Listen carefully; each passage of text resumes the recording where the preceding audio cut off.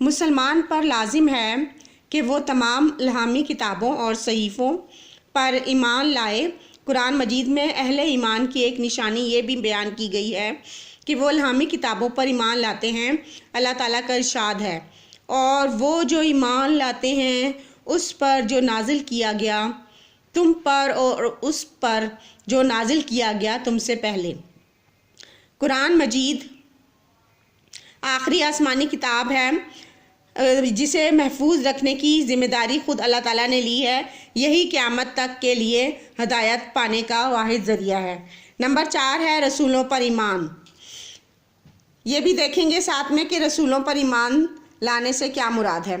اللہ تعالیٰ نے انسانوں کی رہنمائی کے لیے کم و بیش 1,24,000 انبیاء علیہ السلام کو دنیا میں بھیجا۔ ہر نبی نے اللہ تعالیٰ کی وحی سے لوگوں کی رہنمائی کی۔ سب سے پہلے نبی حضرت آدم علیہ السلام ہیں اور حضرت محمد صلی اللہ علیہ وآلہ وسلم سب سے آخری نبی ہیں۔ آپ صلی اللہ علیہ وآلہ وسلم کے بعد کوئی نبی یا رسول نہیں آئے گا۔ سب انبیاء کرام علیہ السلام تمام گناہوں سے پاک تھے۔ اہل ایمان پر لازم ہے کہ وہ سب پیغمبر